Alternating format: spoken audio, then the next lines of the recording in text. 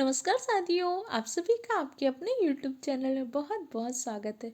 जैसा कि आप सभी को पता है कि हम केवीएस एग्जाम के लिए ईवीएस सेक्शन को डिस्कस कर रहे थे और सारी चीज़ें एनसीईआरटी के अकॉर्डिंग डिस्कस करें और 12th स्टैंडर्ड तक के लेवल को ध्यान में रखें ताकि आप आराम से 18 से 19 नंबर को अच्छे से स्कोर कर सकें।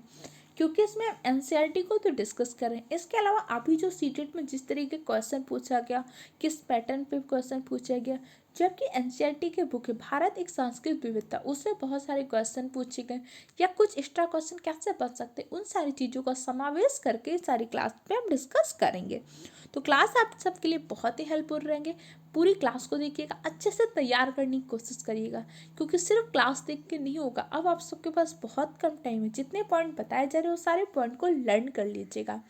आप लिख के नोट्स बनाए तो बहुत अच्छा है। अगर आप सबके पास टाइम नहीं है, कोई बात नहीं, आप बस वीडियो को 2 से 3 बार जल्दी से स्पीड बढ़ा के सुन लीजिए, जैसे आपको लर्न हो बस सुन लीजिएगा। ओके, स्टार्ट करें अपनी क्लास को एक मोटिवेशनल कोट के साथ। कर ले सैर दुनिया की वो गाली, फिर जिंदगानी कहाँ रह गई जिंदगानी, अगर तो फिर नौजवानी कहाँ। अभी आप सबके पास टाइम है, मौका है, मेहनत कर लीजिए, अच्छे से मेहनत कर लीजिए और हर हाल में सफल होकर दिखाना है। स्टार्ट करें। आवाज़ टॉपिक को हम डिस्कस कर चुके हैं इससे पहले भी।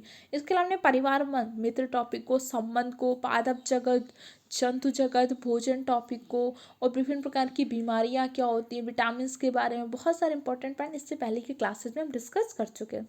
अगर आप सबने उन सारे वीडियोज को नहीं देखा तो उन सारे वीडियो को जरूर देख लीजिएगा। चैनल की प्लेलिस्ट में जाइएगा, वीडियो देख लीजिएगा। अगर आपको नोट चाहिए, टेस्ट सीरीज चाहिए और प्रैक्टिस क्वेश्चन चाहिए, वो सारी चीज़ें आपको टेलीग्राम चैनल पे मिल रही हैं। टेलीग्राम चैनल को ज्वाइन कर लीजिए। आज हम डिस्कस करेंगे मानव आवाज़, क्योंकि हम जंतुओं के आवाज़ से जुड़े इंपॉर्टेंट पॉइंट, ये सारी चीज़ें हम पहले डिस्कस कर चुके हैं। स्टार्ट करें। अब मानव के आवाज़ कैसे होते हैं? देखिए, हमारे आवाज़ मुख्य रूप से 2 प्रकार के होते हैं। एक स्थायी आवाज़ होते हैं, एक अस्थायी। जैसे हम हॉस्टल में रहते हैं, होटल में रहते हैं जाके, ये सब हमारी कैसे होते हैं? अस्थायी आवाज़। जो हमारा घर होता है वो हमारा कैसा होता है? स्थायी आवाज़ होता है। अब जब अपना घर बनाते हैं तो हमारे घर पे निर्माण पे, आवास निर्माण में किन कारकों को सर्वाधिक प्रभाव पड़ता है? सबसे पहला कारक होता है जलवायु स्थिति। वहाँ की जलवायु स्थिति कैसे है? अब हम मान लो कि हम ऐसे स्थान पे रह रहे हैं। अब जान मान लीजिए कि हम जैसे स्थान पे रह रहे हैं बहुत ज़्यादा पहाड़ी स्थान है। अब पहाड़ी स्थानों पे तो हम वहाँ के अकॉर्डिंग ही बनाएंगे ना घर, कि हम समतल पे बना रहे हैं कि पहाड़ी स्थानों पर बना रहे हैं।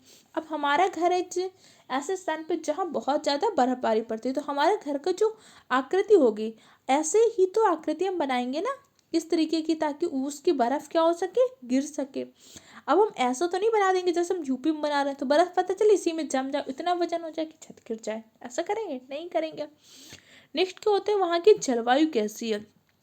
अब हम रहते हैं कि वहाँ पे लद्दाख में, हमारे यहाँ तो बहुत ठंडी होती है। अब हमने मिट्टी के घर बना लिए और घास फूस की छतें बना दी तो और ठंडी थी और ज़्यादा ठंडी हो जाएगी। अब राजस्थान में रहते हैं तो हम पत्थर के घर तो नहीं बना सकते, गर्म है और गर्म हो गया।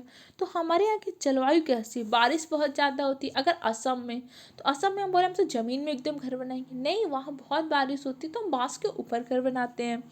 उपलब्ध निर्माण सामग्री, हम आप यहाँ की कैसी सामग्री उपलब्ध हो रही है कि जिस चीज़ से हम घर बनाना चाह रहे हो हमारे पास है, और हमारी वित्तीय स्थिति कैसी है।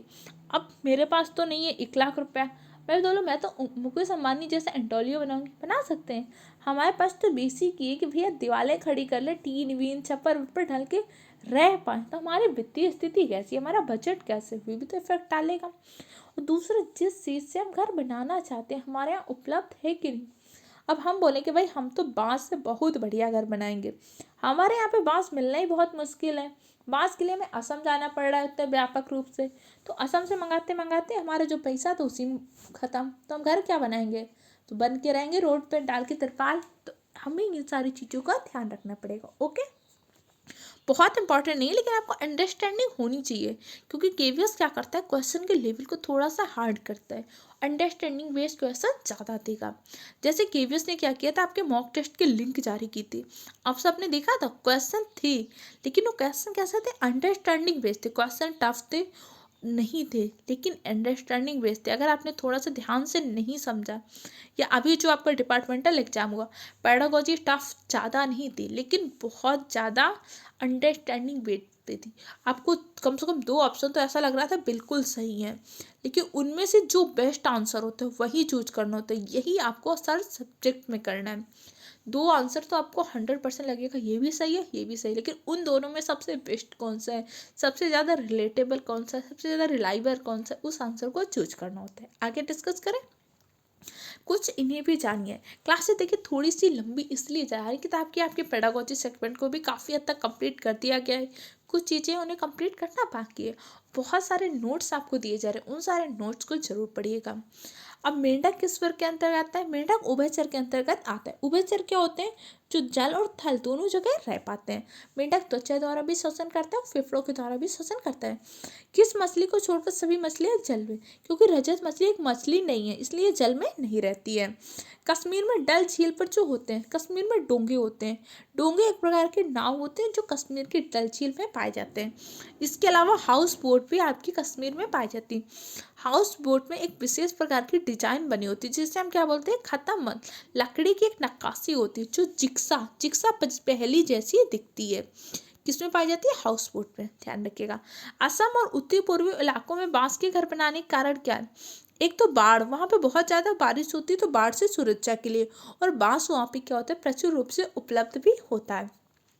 याक के बाल से बनी हुई पट्टी कि जिस प्रकार के घर बनाते हैं, याक के बाल की पट्टी का प्रयोग करते हैं शंकु आकार के तंबू के निर्माण में। इग्लू कौन सी जनजाति का आश्रय है? इग्लू एस्किमो जनजाति क्या करती है? इग्लू में, इग्लू बर्फ के बने घर होते हैं।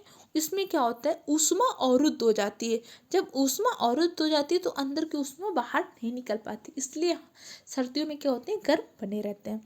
हाउस बोट कश्मीर और केरल आदि राज्यों में पाई जाती है, लेकिन जो हाउस बोट कश्मीर में पाई जाती है उसमें क्या होती है? नक्काशी होती है, जबकि नक्काशी रहित हाउस बोट आपके केरल में पाई जाती है। इसके अलावा केरल में क्या हो जाता है? आपके वल्लम पाया जाता है।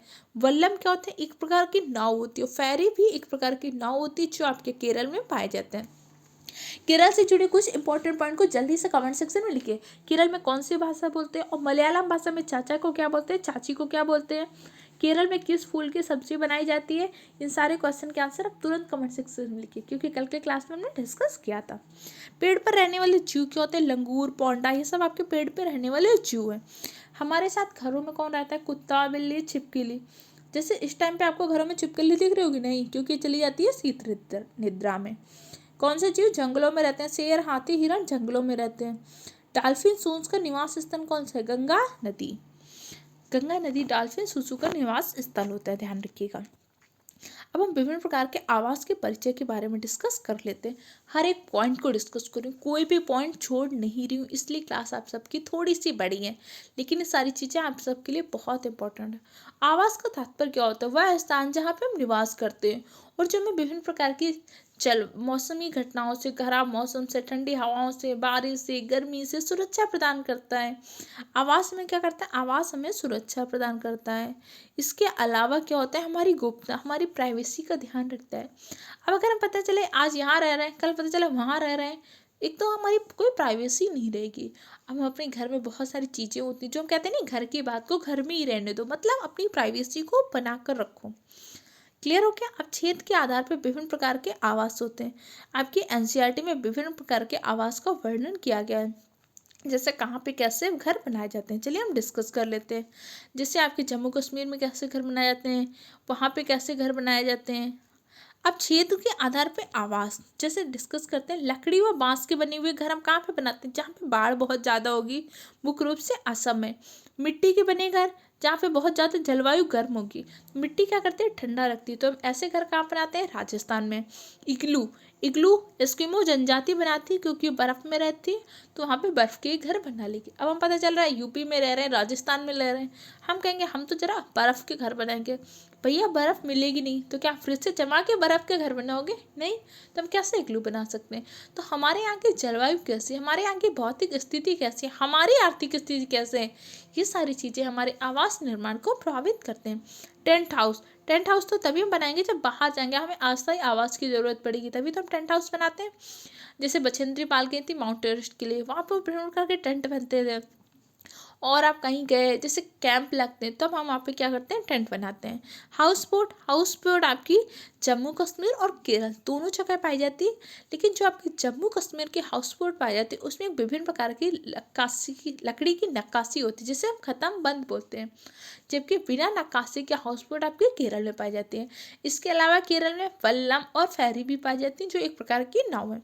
ऊंची इमारतें जैसे आपके दिल्ली वगैरह हो गए, दिल्ली हो गया, आपके महाराष्ट्र हो गया, यहाँ पे हम कहते हैं बहुत ज़्यादा ऊंची ऊंची इमारतें हो, 24 25 25 26 26 मंजिला आपको इमारतें देखने को मिलेंगी। ओके, अब हम डिस्कस कर लेते हैं कि लकड़ी और बांस के बने घर, इस प्रकार के घर मुख्य रूप से असम में, लेकिन आपके केरल और पश्चिम बंगाल के और उड़ीसा के तटीय इलाकों में भी पाए जाते हैं। इसमें क्या होता है, जमीन से 10-12 फीट ऊंचाई पर करते हैं। किस लिए करते हैं, बांस के बाढ़ के दुष्प्रभाव से बचने के लिए इस प्रकार के घर बनाए जाते हैं, क्योंकि इन जगहों पे क्या होता है, वर्षा अधिक होती है तो इसलिए बाढ़ आने का खतरा बना रहता है। इसके अलावा क्या होता है, असम में इस तरह के घर सर्वाधिक बनाए जाते हैं। लेकिन अगर असम ऑप्शन में ना हो तो केरल, पश्चिम बंगाल और उड़ीसा के कुछ तटीय इलाकों में भी इस तरीके के घर बनाए जाते हैं। अच्छा, उड़ीसा में आपका फेमस मंदिर है कोडांगा सूर्य मंदिर, कहाँ पे, उड़ीसा के भुवनेश्वर में स्थित है। और जो कोडांगा सूर्य मंदिर है इसे हम क्या बोलते हैं, ब्लैक पैगोडा के नाम से भी जानते हैं। और कोडांगा सूर्य मंदिर 100% सोलर ऊर्जा से संचालित होने वाला पहला मंदिर भी है, ध्यान रखिएगा। जगन्नाथपुरी की यात्रा भी उड़ीसा में होती है। क्लियर, आगे देखते हैं। इग्लू कौन सी जनजाति बनाती है, इग्लू बनाती है एस्किमो जनजाति। एस्किमो क्या होते हैं, एक प्रकार के शिकारी होते हैं और ये कैसे बनाते हैं, गुंबदाकार बनाते हैं और इसमें क्या होता है, ऊष्मा बाहर नहीं निकल पाती है। हाउस बोट क्या होती है, लकड़ी की बनी होती है जो हमेशा पानी में तैरती रहते हैं। ये क्या होता है, 70 से 80 फीट लंबी होती है और 8 से 9 फीट चौड़े होते हैं, ध्यान रखिएगा। पिछली बार के सीटेट में ऐसे क्वेश्चन पूछे गए थे, हो सकता है कुछ क्वेश्चन वहीं से उठा के रखते, तो हर एक पॉइंट को हमें समझ के रखना है। इसमें एक विशेष प्रकार की डिजाइन होती है जिसे हम क्या बोलते हैं, खत्म बंद बोलते हैं। हाउसबोट केरल और कश्मीर आदि इलाकों में पाई जाती है। लेकिन केरल में जो पाई जाती है उसमें क्या होती है, नक्काशी नहीं होती, बिना डिजाइन वाली जो खत्म बंद होती है, बिना खत्म बंद की डिजाइन की हाउसबोट आपके केरल में पाई जाती है। जबकि नक्काशी वाली क्या होती है, आपकी कश्मीर में पाई जाती है।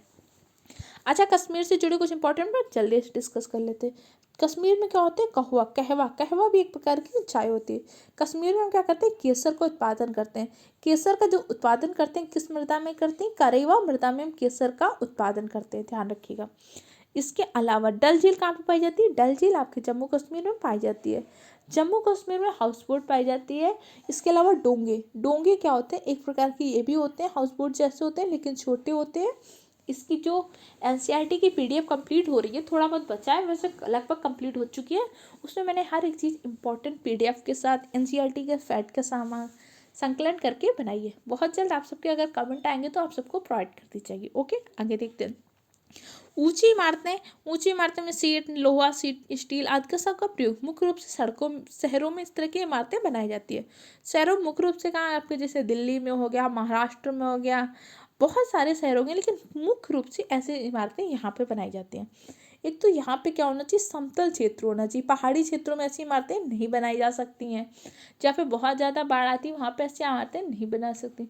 गुजरात के जो भुज वगैरह का क्षेत्र होता है जहाँ पे भूकंप आने का खतरा होगा वहाँ पे ऐसी इमारतें नहीं बनाई जा सकती। तो आपको इन तरीके के क्वेश्चन में क्या होता है, एलिमिनेट करना आना चाहिए कि इनमें से कौन सा आंसर गलत होगा। आगे देखते हैं। टेंट हाउस कैसे बनाते हैं, याक के बालों से बनाते हैं। याक के बालों की पट्टी से हम क्या करते हैं, टेंट हाउस बनाते हैं। लद्दाख में चांगपा जनजाति के लोग याक के बालों से क्या बनाते हैं, एक अपना टेंट हाउस बनाते हैं। चांगपा जनजाति क्या करती है, आपके पश्मीना बकरी का पालन करती है। पश्मीना बकरी से क्या होता है, पश्मीना शाल बनता है। एक पश्मीना शाल के निर्माण में कितना 250 घंटे का समय लगता है। क्लियर हो गया। और एक जो पश्मीना बकरी का बाल होता है हमारे 6 बाल के बराबर होता है, मतलब इतना बारीक बाल होता है। ये जब बहुत ठंडा स्थानों में लगभग 5000 मीटर की ऊंचाई में चले जाते हैं, वहाँ का टेम्परेचर कितना होता है, -40 डिग्री सेंटीग्रेड हो जाता है, तब इसके बाल बहुत मुलायम हो जाते हैं इस पश्मीना बकरी के। क्लियर, आगे देखते हैं। इसके अलावा जो ये याक के घर बनाते हैं इन्हें हम बोलते क्या है, तो इन्हें हम बोलते हैं रेबो क्या बोलते हैं, जो याक के घर बनाते हैं। बहुत सारे पर्वतारोही क्या होते हैं जैसे सेना, बंकर आदि भी रेबो से घर बनाते हैं। तो ये बनाते किसके हैं, तो याक की जो पट्टियाँ होती हैं उसी से बनाते हैं अपना रेबो। क्लियर हो गया। मिट्टी के घर हम कहाँ पे बनाते हैं, मुख्य रूप से ऐसे स्थानों पर बनाते हैं जहाँ तो एक तो गर्मी होती है, जैसे आपका बिहार हो गया, एमपी हो गया, यूपी हो गया, राजस्थान। लेकिन मुख्य रूप से इस तरह का घर आपके राजस्थान में देखने को मिलते हैं। अब आप लोग ऐसा नहीं बोलना कि अरे हमारे यहाँ तो राजस्थान में बहुत बढ़िया बढ़िया घर बने हुए, बहुत बढ़िया बढ़िया इमारतें बनी हुई। ये हम चीज़ें जो भी डिस्कस कर रहे हैं एनसीईआरटी के अकॉर्डिंग डिस्कस कर रहे हैं कि वहाँ की जलवायु ऐसी है कि वहाँ पे क्या होता है, मिट्टी की दीवारें बनाई जाती हैं और उसमें क्या होता है, छतों में क्या होता है, छप्पर वगैरह बनाए जाते हैं, गोबर का प्रयोग करते हैं ताकि कीड़े वगैरह ना लगें, और ये सारी चीज़ें ठंडक प्रदान करती हैं। अच्छा बताइए, मधुबनी पेंटिंग। मधुबनी पेंटिंग कहाँ की? आपके बिहार में। बिहार की मधुबनी पेंटिंग प्रसिद्ध है। यहाँ पे चावल का प्राकृतिक रंगों का प्रयोग करते हैं। वर्ली चित्रकारी। वर्ली चित्रकारी आपके महाराष्ट्र की फेमस है। सारी चित्रकारियों को मैंने अलग से संकलन किया, लेकिन बीच बीच में कुछ पॉइंट आपको बताती जा रही हूँ। अगर आप सबको स्पीड ज़्यादा लगे तो आप यूट्यूब से कम करके देख सकते हैं, लेकिन आप सबको सारी चीज़ें फिंगर टिप में रटानी, इसलिए बहुत सारे पॉइंट को मैं बार बार बोलती हूँ, सारी चीज़ें आपको रट जाएँ। ओके। आवास की उपलब्धता और सरकार क्या कदम उठा रही है? सरकार के मुख्य रूप से 2 योजनाएं चलती हैं। एक होता है प्रधानमंत्री आवास योजना, ये नगरीय क्षेत्रों में चलती है, और जबकि मुख्यमंत्री आवास क्षेत्र ग्रामीण क्षेत्रों में चलती है। इसमें क्या होता है, जो गरीब लोग होते हैं, जो लगता है कि अपने आवास का निर्माण नहीं कर सकते, उनको सरकार क्या करती है, एक मुश्त राशि देती है कि इसके द्वारा आप अपने घर का निर्माण कर सकते हैं। ये सरकार द्वारा उठाए गए कुछ प्रमुख कदम है। चलिए आगे देख लेते हैं। जैसे प्रधानमंत्री आवास योजना भारत सरकार की योजना है। राज्य व सरकार व राज्यों के 305 नगरों कस्बों को चिन्हित किया गया जिसमें घर बनाए जाएंगे। इसको हमने 3 फेज में स्टार्ट किया था। कौन सा मंत्रालय करता है? शहरी विकास मंत्रालय इस युग करता है। अब बच्चे, शहरी विकास मंत्रालय के मंत्री कौन है? कमेंट सेक्शन में आंसर दीजिए। पहला फेज इसका 2015 में प्रारंभ हुआ था, प्रधानमंत्री आवास योजना। दूसरा 2017 में, तीसरा 2019 में, जो अभी हाल ही में मार्च 2020 में समाप्त हुआ। तो आपको तीसरा याद रखना है, 2019 से स्टार्ट हुआ था और 2022 में अभी इसका समाप्त हुआ है, प्रधानमंत्री आवास शहरी योजना। आगे देख लेते हैं। मुख्यमंत्री आवास योजना ग्रामीण क्षेत्रों में की जाती है। और इसके अलावा जैसे आपकी कोई आपदा आ गई, तो आपदा हो गई, या आर्थिक कमी, जो बहुत ज़्यादा वंचित वर्ग, उन सबको भी आवास प्रदान किए जाते हैं। और जिला प्रशासन यह निर्धारित करता है यह व्यक्ति आवास पाने योग्य है अथवा नहीं। ध्यान रखिएगा। अब चलिए हम आगे देख लेते हैं कुछ इंपॉर्टेंट चीज़ें और। जैसे क्या होता है, अलग अलग जीवों के भिन्न भिन्न क्या होते हैं, आवास होते हैं। जैसे शेर, शेर हमारी तरह घर में नहीं रहता, गुफा में रहता है, जंगलों में रहता है। जैसे बकरी हो गई, छिपकली हो गई, कुत्ता हो गया, सब हमारे साथ हमारे घरों में रहते हैं। जैसे चिड़ियों के विभिन्न प्रकार के अलग घोंसले होते हैं। जैसे नर वीवर पक्षी अपना घोंसला बनाता है, मादा वीवर क्या करती है, स्वयंवर करती है। जिसका बढ़िया घोंसला होता है उसी के साथ अंडे देती है। कौवा कौवा अपना घोंसला बनाता है कांटों से और पेड़ की ऊंची डाल पर। और क्या होता है, लकड़ी के तार वार से कौवा अपना घोंसला बनाता है। और कोयल अपने अंडे क्या करती है, चुपचाप जाती है कौवे के घोंसले दे देती है। कौवे अपने अंडे तो सेते हैं, साथ साथ कोयल के अंडे भी से देते हैं। ओके। इसके अलावा क्या होता है, अब जैसे कठफोड़वा होता है, कठफोड़वा क्या करता है, लकड़ी के तने में छेद बनाकर अंडे देता है। शक्करखोरा क्या करता है, आपके डाली में लटकते हुए बहुत सुंदर सा घोंसला बनाती है। अब जैसे मोर होता है, मोर क्या करता है, झाड़ी में या फिर गड्ढों में अंडा देता है। अब इसको हम अलग से भी डिस्कस करेंगे, लेकिन ये सब क्या है, सबके विभिन्न प्रकार के आवास हैं। लेकिन घोंसला आवास कैसे होता है? घोंसला आपका अस्थायी आवास होता है, क्योंकि पक्षी हमेशा घोंसलों में नहीं रहते। पक्षियों को जब अंडा देना होता है तभी उस टाइम पे घोंसला बनाते हैं, उसमें रहते हैं। जैसे उनके बच्चे उड़ने लायक हो जाते हैं, बस वो घोंसला को छोड़कर चले जाते हैं। क्लियर? आगे देखते हैं। अच्छा, एक क्वेश्चन बताइए, गौरैया किस राज्य का राजकीय पक्षी है? गौरैया आपका दिल्ली का राजकीय पक्षी है, ध्यान रखिएगा। यूपी का राजकीय पक्षी क्या है? यूपी का राजकीय पक्षी है सारस। अच्छा बताइए, इंडिया का राष्ट्रीय पक्षी क्या है? इंडिया का राष्ट्रीय पक्षी है मोर। अब आपको क्या बताना है कि मोर का वैज्ञानिक नाम क्या होता है? तुरंत कमेंट सेक्शन में आंसर दीजिए। सारी चीज़ें आपको पता होनी चाहिए। ऑफलाइन क्लासेस में आपने सारी चीज़ें पढ़ी हैं। ये जो अभी मैं थोड़ा सा जल्दी पढ़ा रही हूँ, ऑफलाइन क्लास में आप समझ सकते हो 30 से 40 घंटे में पूरा सिलेबस, आपके 6 थीम 4 उप थीम कंप्लीट हुई हैं। तो बस अभी मैं स्पीड तो थोड़ी ज़्यादा है क्योंकि आप सारी चीज़ें पढ़ चुके हैं, बस आपको रटना है, रटने भी हैं, बस आपको लास्ट टाइम में रिवाइज करना है। आगे देखते हैं जल्दी जल्दी। एस्किमो शिकारियों का घर होता है। एस्किमो एक जनजाति को कैसे घर बनाती है? इग्लू में रहती है। इग्लू में क्या होता है, उष्मा बाहर नहीं कर पाती, इसलिए गर्म रहते हैं। इसके अलावा हाउस बोट, कश्मीर के हाउस बोट में एक डिजाइन पाती है जिसे खत्म बंद बोलते हैं। हाउस बोट कश्मीर और केरल दोनों जगह पाई जाती है। नक्काशी वाली हाउस बोट सिर्फ कश्मीर में पाई जाती है, जबकि बिना नक्काशी वाले हाउस बोट आपके केरल में पाई जाती है। केरल में हाउस बोट के साथ साथ वल्लम और फेरी भी पाई जाती है, जो एक प्रकार की नाव है। कश्मीर में क्या होता है, केसर की खेती होती है, सेफ्रॉन केसर की होती है। और करेवा की मृदा में कश्मीर में आपका कहवा की खेती की जाती है। कहवा मतलब पिया जाता है, एक पेययुक्त पदार्थ होता है जो चाय जैसा होता है। क्लियर हो गया। चांगपा जनजाति लद्दाख में पाई जाती है जो पश्मीना बकरी का पालन करती है। रेबो याक की बालों की पट्टियों से बना हुआ टेंट होता है। प्रधानमंत्री आवास योजना प्रारंभ कब करी थी? जून 2015 में प्रारंभ की गई थी, जिसका तीसरा फेज 2019 में प्रारंभ हुआ था। अभी हाल ही में मार्च 2022 में इसका तीसरा फेज समाप्त हुआ है। प्रधानमंत्री आवास योजना आपके नगरीय क्षेत्रों के लिए होती है, जबकि मुख्यमंत्री आवास योजना आपके ग्रामीण क्षेत्रों के लिए होती है। इनमें उन व्यक्तियों को एक मुफ्त सहायता दी जाती है जो आर्थिक स्थिति बहुत ज़्यादा कमजोर है, आपदा में जिनके घर गिर गए, जो अपने आवास का निर्माण नहीं कर सकते। लटकी हुई सिल्ट से बंधे अरपत्रों, मिट्टियों, अन्य जैविक पदार्थों, सड़ती हुई वनस्पति क्या होता है? फुटमटीच पाया जाता है। क्लियर। और मानवीय गतिविधियों के लिए जिनके आवासीय क्षेत्रों को निश्चित हो जाए। जारवा जनजाति, जारवा जनजाति क्या होती है? इनके जहाँ पे आवास होते हैं उस जगह पे मानव हस्तक्षेप को रोक दिया गया है। जैसे आपके क्या होता है, इनर लाइन परमिट का होता है ना, आप देखते हैं बहुत सारे राज्यों में जाने पर आपको इनर लाइन परमिट लेना पड़ता है, जिससे आप दूसरे देश में जाने पर वीजा लेते हैं। ऐसे हमारे इंडिया में कुछ ऐसे राज्य हैं, उनको क्या होता है, इनर लाइन परमिट जारी करना पड़ता है ताकि उन जनजातियों को हम संरक्षण कर सकें।